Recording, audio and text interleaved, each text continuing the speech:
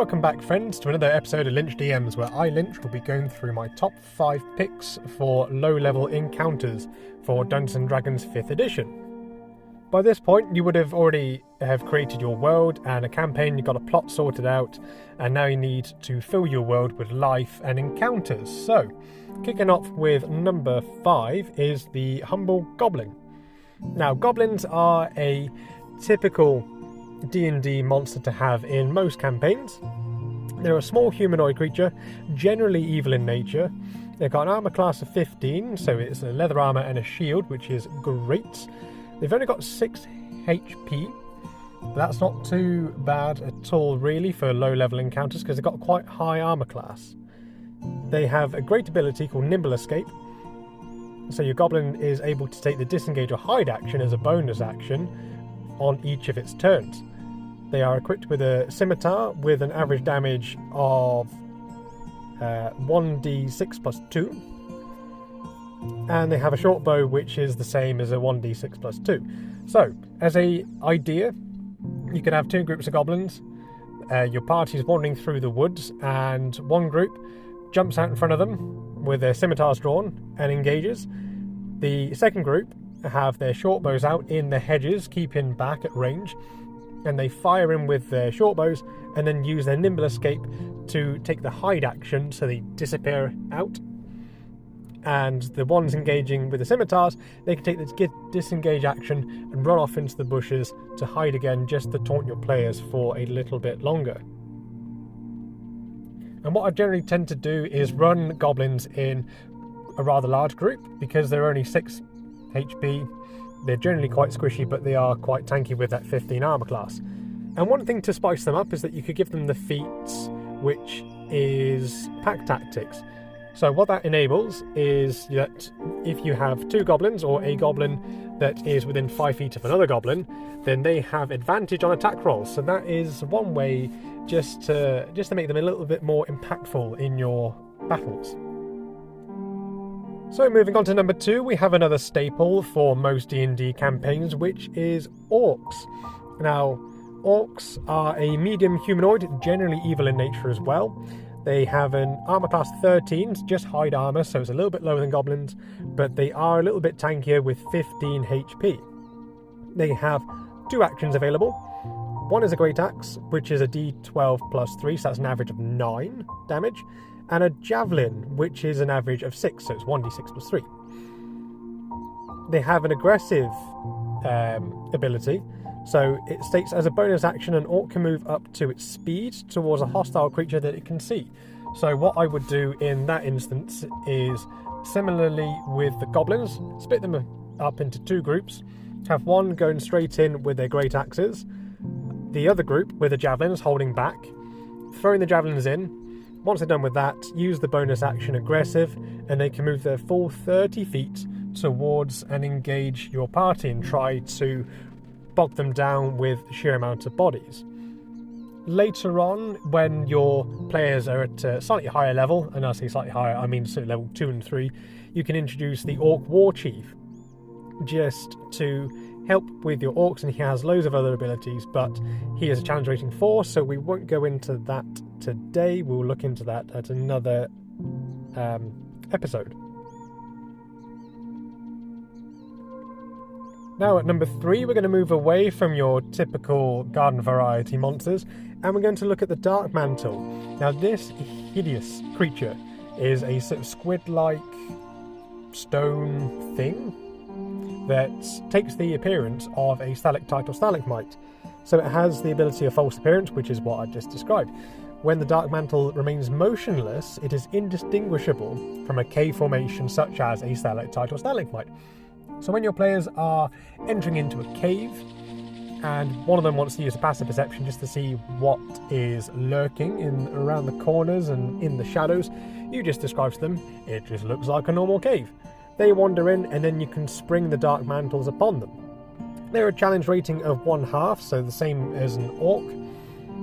They have an armor class of only 11, but they have a lot of HP. They've got 22, which is quite tanky when your players are at the sort of the 1 to 2, maybe even 3 levels. They have a speed of 10 feet, which isn't great, but they have a fly speed of 30, so that means that they can use that fly speed to drop down upon their face. Their main action is Crush.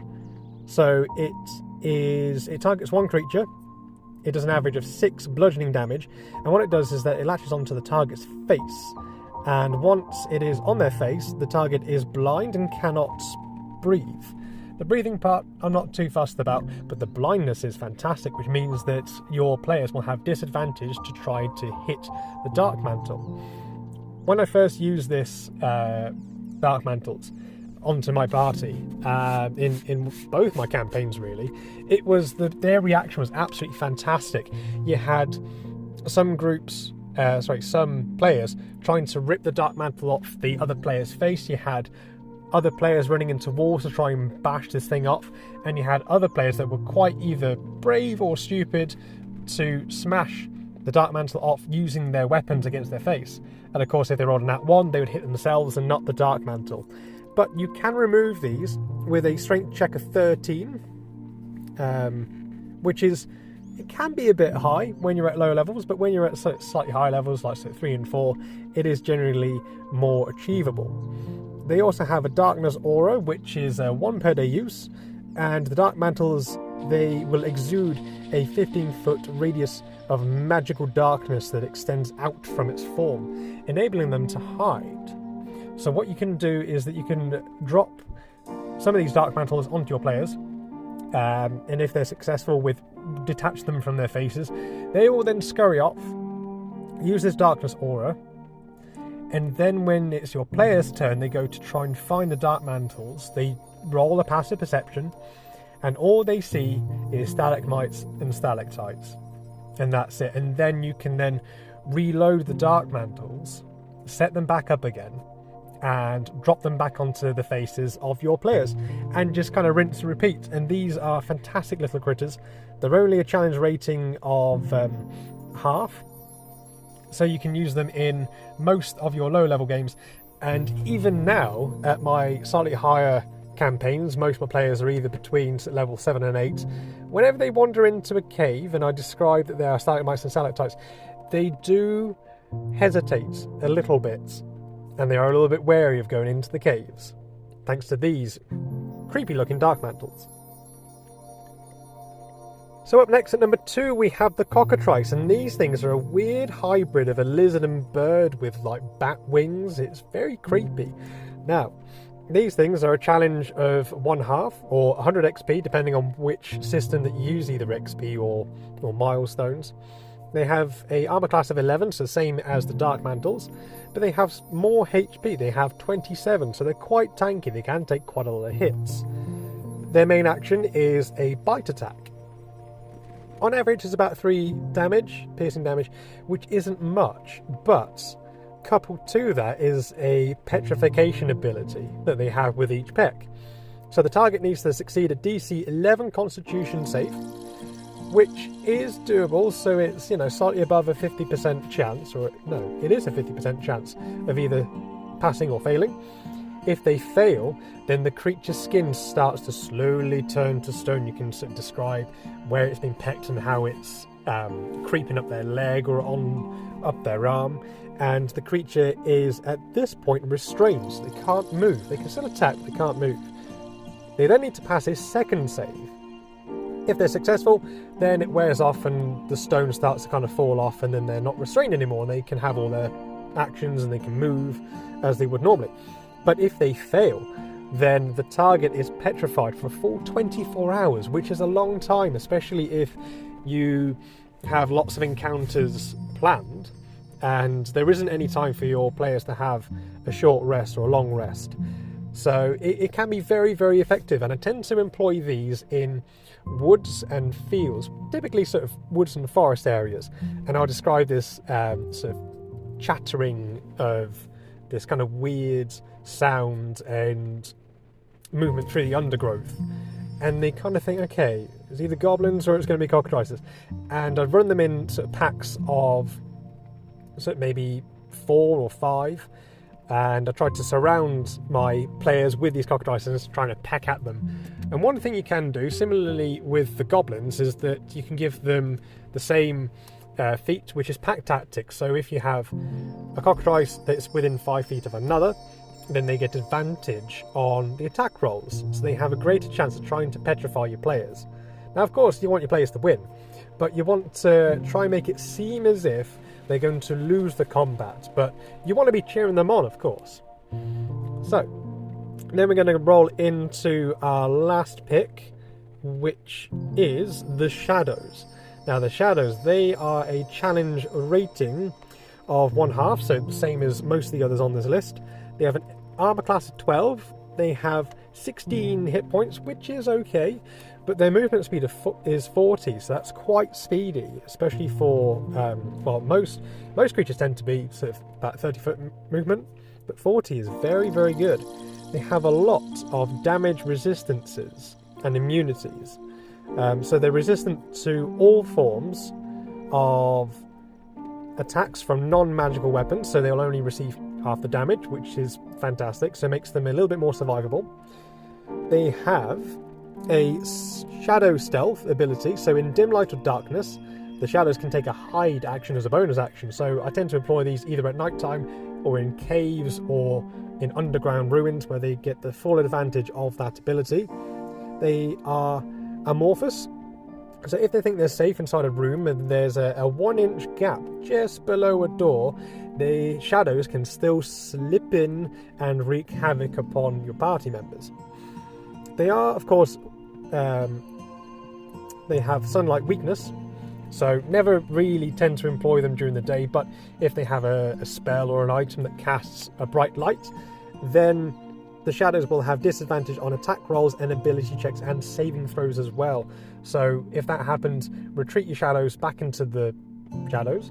Yes, back into the corners, away from the light, and sort of regroup them as best you can, and then spring them back out once the sunlight ability that your players may have ends. Their main action is Strength Drain. Now this is very, very potent. So it's an average hit of 9 necrotic damage, but on top of that, the target strength score is reduced by 1d4. That's quite powerful.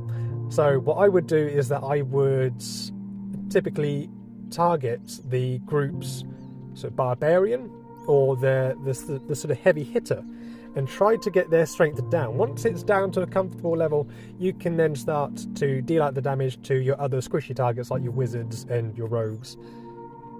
But once the target strength is reduced to 0, the target dies. That's it. They need to roll up a new character sheet and say goodbye to their previous much beloved character. Now, when they die, a new shadow arises from its corpse within 1d4 hours, so that's another kind of evil twist that you can kind of put onto it. So not only is this person's character dead, it has now become a shadow as well that you can then use in the game a little bit later on. And so this has been my top 5 favourite low-level encounters that you can use in your D&D games. Let me know down in the description, down in the comments, of what your top 5 encounters are, whether you are a DM and these are like your top 5 that you run in the game, or if you're a player and maybe you want to suggest your favourite enemies that you have encountered at lower levels in games that you've had. I thank you ever so much for watching. I do offer painting commissions as well, so if you do want to run any of these monsters and you have the models ready and they are unpainted or you haven't got round to it, then do let me know. I will include a link for my Instagram page, and on there you can contact me for any commissions as well. There's a price list on there, so you know exactly what you're getting. And if you're new to the channel, a like and subscribe will be massively appreciated. And that will do it for this week. So thank you ever so much for watching. Stay safe, stay beautiful, and we'll see you next time.